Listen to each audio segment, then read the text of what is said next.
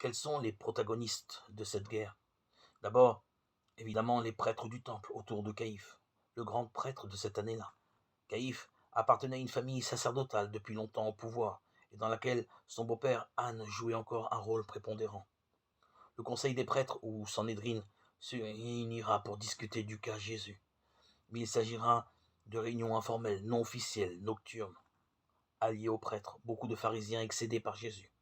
Jésus gardait cependant des partisans parmi les prêtres et les docteurs. Joseph d'Arimathie, membre du conseil, Luc 23, 50, ou le pharisien Gamaliel, qui plus tard interviendra en faveur des disciples, Acte 5, 34, sans parler de Nicodème, Jean 3, 1, mais ils étaient paralysés par la crainte. À part ces exceptions, les autorités étaient très montées contre Jésus.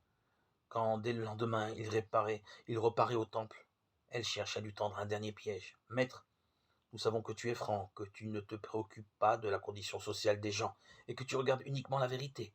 Marc 12, 13. Bel hommage du vice à la vertu et belle description de Jésus par ses ennemis. Mais voici le piège. Est-il permis ou non de payer l'impôt à César?